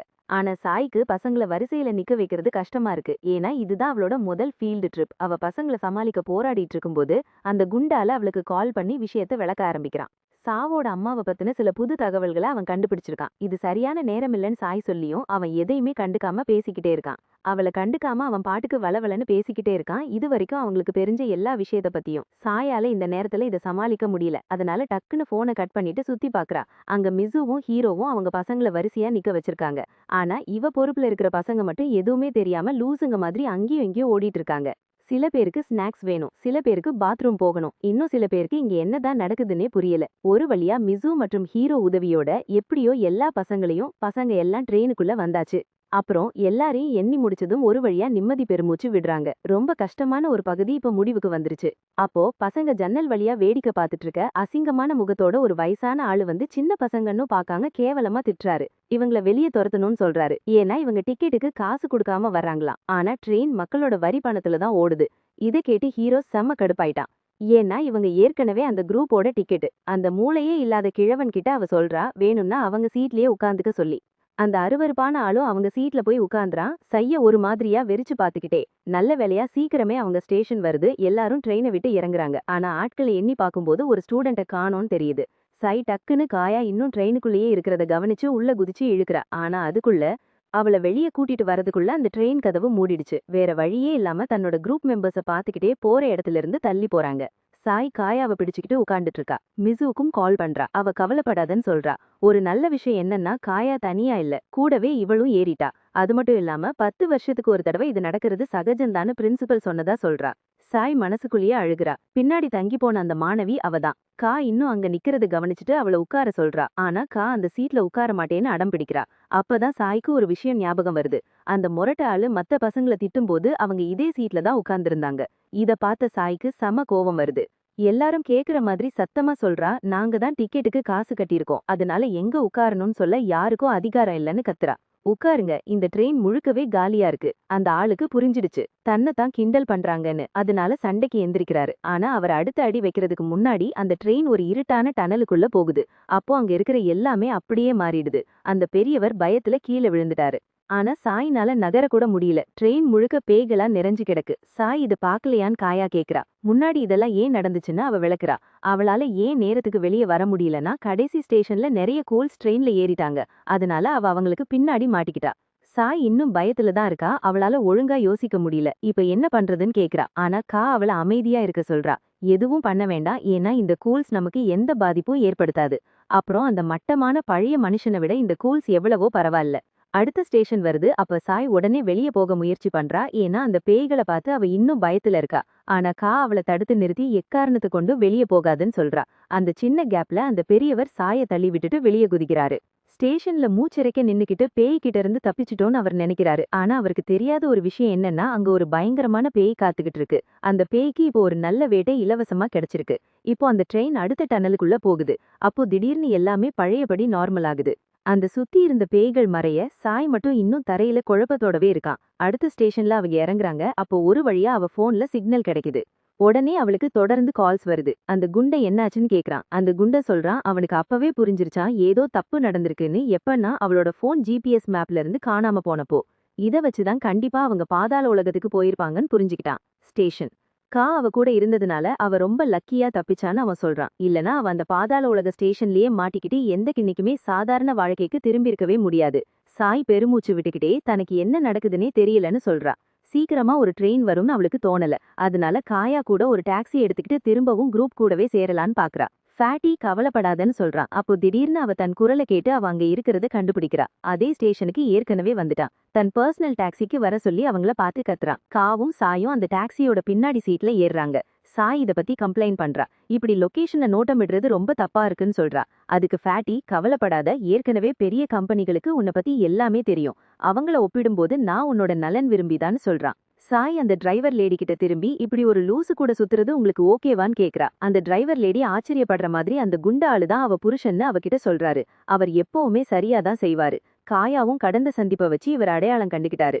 இதனால அவர் ரொம்ப சந்தோஷப்பட்டு அப்புறம் தன்னை அம்மான்னு கூப்பிட சொல்றாரு. அதுக்கப்புறம் காயா பக்கம் திரும்பி அவன்கிட்ட கேக்குறாரு, அம்மாவோட அம்மாவை பார்க்க ஆசையான்னு, அதாவது பாட்டியத்தான். காயா பதில் சொல்றதுக்குள்ள சாய் மாப் கிட்ட கேக்குறாங்க இதெல்லாம் என்னன்னு. அதுக்கு அவர் காலையில இருந்து ஏன் கூப்பிட்டேன்னா ஒரு விஷயத்த கண்டுபிடிச்சதா சொல்றாரு. காயாவோட பாட்டி முத்துவ பத்தி அவங்களுக்கு ஒரு ஞான கண் இருந்தது. அதால யாருக்கும் தெரியாத ரகசியங்களை கூட சொல்ல முடியும். சில கதைகள் படி பார்த்தா அவங்க ஒரு பயங்கரமான குற்றத்தை செஞ்சவனை கூட கண்டுபிடிச்சாங்க. காயாவுக்கு அந்த பாட்டியோட ரத்த சம்பந்தம் இருக்கிறதுனால காயாவோட அம்மாவுக்கு என்ன ஆச்சுன்னு தெரிஞ்சுக்க ஒரு வாய்ப்பு இருக்குன்னு அவர் நம்புறாரு. முத்து பாட்டி இருக்கிறது இவங்க ஸ்கூல் டூர் போயிருக்கிற அதே இடத்துலதான். அதனால அவங்க ஈஸியா உள்ள வந்து ஒரு ஹலோ சொல்லலாம் காயாவோட பாட்டி கிட்ட. அப்புறம் அவங்க பேரி கூட இருக்கும்போது முட்சு முன்ன விட அதிகமா பேசுவாங்க. சாய் சொல்றா அவன் பண்ற தப்புக்கு ஒரு துணையா இருக்க அவளுக்கு விருப்பம் இல்லைன்னு. ஆனா மாப் யோசிக்க சொல்றான் காயா எவ்வளவு விஷயம் பண்றான்னு. அவளை சுத்தி இருக்கிற யாருக்குமே தெரியற அவங்க எப்படி காப்பாற்றப்படுறாங்கன்னு. ஆனா காரணமே இல்லாம காயாவை தப்பா பேசுறாங்க. இது காயாக்கு கொடுத்த ப்ராமிஸ சாய்க்கு ஞாபகப்படுத்துது. அவளை எப்பவும் பத்திரமா பாத்துப்பேன்னு சொன்னது. வேற வழி இல்லாம அவளும் அவனுக்கு உதவ ஒத்துக்கிறா. சீக்கிரமாவே அவங்க ஒரு முதியவர் இல்லத்துக்கு வந்துடுறாங்க. அங்க ரிசப்ஷனிஸ்ட் அவங்கள வெயிட் பண்ண சொல்றாங்க. அவங்க முட்சுவ கூட்டிட்டு வர கேப்ல காயா அங்க இருக்கிற ஆவிகளை கவனிக்கிறா. அங்க இருக்கிற முதியவர்களை அந்த ஆவிகள் மறைச்சிருக்கு. சாவுங்கிறது எல்லாருக்கும் கடைசில வரும்னு மாப் விளக்குறாரு. அப்புறம் இந்த ஆவிகளை பிக்கப்ஸ்னு சொல்வாங்க. இவங்க வயசான இல்லனா உடம்பு சரியில்லாதவங்களை சுத்தி உயிரை இருக்க மிதந்திட்டு இருப்பாங்க. வாய்ப்பு கிடைச்சா டக்குன்னு பாதாள உலகத்துக்கு போயிடுவாங்க. இது ரொம்ப நார்மலான விஷயம். இந்த பேய்களால யாருக்கும் எந்த ஆபத்தும் கிடையாதாம். ஆனா நமக்கா ஒரு சிக்மா மேல் மாதிரி கெட்டா அந்த ஆவிகள் கிட்ட நடந்து போய் அதை அப்படியே அழிச்சிடுறாரு. அந்த பாட்டிக்கே இப்ப ரொம்ப நிம்மதியா இருக்கு, நன்றி சொல்றாங்க. ஆனா அங்க இருந்த மத்த வயசானவங்க இத தூரத்துல இருந்து பாத்துட்டு சுத்தி வராங்க. சாவையே ஏமாத்திட்டதா அவங்க நினைக்கிறாங்க. கூட்டமா வந்து காயாவை டக்குன்னு புடிச்சுக்கிறாங்க. சீக்கிரம் இங்கிருந்து வெளியேறணும்னு சொல்லி அந்த முதியவர்கள் எல்லாரும் தங்கள் சாவை நேர்ல பார்த்ததும் வீல் சேர்லயே காயாவை துரத்த ஆரம்பிக்கிறாங்க. காயா தங்களையும் காப்பாத்துவான்னு நம்புறாங்க. ஏன்னா யாருக்கும் சாக விருப்பம் இல்ல. இத பார்த்த சாய் குழம்பி போறான். ஆனா மாப் என்ன சொல்றான்னா, மனுஷங்க வயசாகி பலவீனமாகும் போது அவங்களான சாவ தெளிவா பார்க்க முடியும். எப்போ காயா அந்த பாட்டியோட சாவு பயத்தை நீக்கினாலோ அப்பவே மத்தவங்க பதட்டமாகிட்டாங்க. அவங்களோட அந்த ஆவிகளையும் விரட்டணும்னு நினைக்கிறாரு. இவங்க வயசானவங்களா இருந்தாலும் இந்த பதட்டமான சூழ்நிலையில ரொம்ப ஆபத்தானவங்கன்னு அவர் சொல்றாரு. அதனால எந்த விலை கொடுத்தாவது காயாவை இவங்க கிட்ட இருந்து தள்ளியே வைக்கணும்னு சொல்றாரு. சாய் கிட்ட காயாவை கூட்டிட்டு போய் எங்கேயாவது ஒளிஞ்சுக்க சொல்றாரு அவர் இவங்கள சமாளிக்கிற வரைக்கும்னு. ஆனா டக்குன்னு அந்த பெரியவர்கள்ல ஒருத்தர் அவரோட கழுத்தை பிடிச்சுக்கிட்டு மிரட்ட ஆரம்பிக்கிறாரு. மரணத்தையே விரட்ட முடியாத அந்த பொண்ணை வெளியே கொண்டு வர சொல்லி கத்துறாரு. சரியா நிலைமை கைமீறி போற நேரத்துல அப்போ ஒரு குரலும் தரையில தட்டுற பைத்தடி சத்தமும் கேக்குது. முட்சு அந்த ஹால்ல நடந்து வந்து அங்க இருக்கிற மத்த வயசானவங்கள அடங்கி போய் ஒரு உண்மையை ஏத்துக்க சொல்றாங்க. அவங்களுக்கு வயசாயிடுச்சு. சாவோட அந்த நிழலை மட்டும் விரட்டிட்டா அவங்க ரொம்ப காலம் வாழ்வாங்கன்னு அர்த்தம் இல்ல. இதனால இனிமே எப்போ சாவு வரும்னு தெரியாம பயத்தோடயே வாழ வேண்டியிருக்கும்னு உண்மையை ஏத்துக்க சொல்றாங்க. அவங்க ஏற்கனவே முழு வாழ்க்கையும் வாழ்ந்துட்டதால இதுதான் விதி. வயசானவங்க எல்லாரும் உடனே பழைய நிலைமைக்கு திரும்பி வராங்க. இத பார்த்து மாப் அப்படியே மிரண்டு போறான். அவன் உடனே தன்னை அறிமுகப்படுத்தி காயாவை பார்க்க கூட்டிட்டு போறான். முட்சுக்கு தனக்கு ஒரு பேத்தி இருக்கிறதே தெரியல. அவரோட சொந்த பொண்ணு ரொம்ப இரக்கமில்லாதவள்னும் பல வருஷமா எந்த தொடர்பும் இல்லைன்னு சொல்றாரு. அவங்க ரூமுக்குள்ள போறப்போ அங்க சாயும் காயாவும் நிக்கிறாங்க. ஆனா ஏதா தப்பா படுது. முட்சு காயாவோட அந்த இருண்ட முகத்தை பார்த்ததும் அப்படியே நிலை குலைஞ்சு போறா. பயத்துல அலறி துடிக்கிறா. அப்புறம் உடம்பெல்லாம் நடுங்கி அவ மெதுவா காயா நோக்கி போய் அவ தோள கெட்டியா புடிச்சுக்கிறா.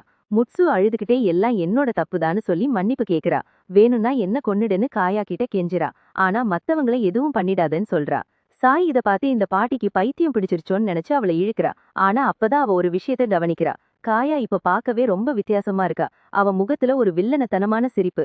ஆனா அது நீடிக்கல. ஏன்னா காயா மயங்கி தரையில விழுந்துட்டா. சாயும் மாப்பும் உடனே அவளை தூக்கி மறுபடியும் கார்ல ஏத்துனாங்க. கொஞ்ச நேரத்துல அவ முழிச்சுக்கிட்டா. ஆனா அவளுக்கு நடந்த எதை பத்தியும் ஞாபகம் இல்ல. கடைசியா அவங்க அந்த காட்டுக்கு போயிட்டாங்க. அங்க டீச்சர்ஸும் மத்த ஸ்டூடெண்ட்ஸும் இவங்களுக்காக வெயிட் பண்ணிட்டு இருந்தாங்க. இப்படி நடக்கும்னு எனக்கு தெரியாதுன்னு மாப் சாய் கிட்ட மன்னிப்பு கேட்டான். அதே சமயம் சாய் காயாவோட அங்கிருந்து கிளம்பி போனான். நாள் ஆரம்பிக்குது. அவளுக்கு திடீர்னு ஒரு எண்ணம் வருது. அவ மனசுல இப்படி இருந்தா என்னன்னு தோணுது. ஒருவேளை காயாவுக்கு ஞாபக மறதி வரல, அதுக்கு பதிலா அந்த ஓல்ட் ஏஜ் ஹோம்ல இருந்தது காயாவே இல்லையோன்னு நினைக்கிறா. ஆனா இதோட இந்த வீடியோ முடியுது.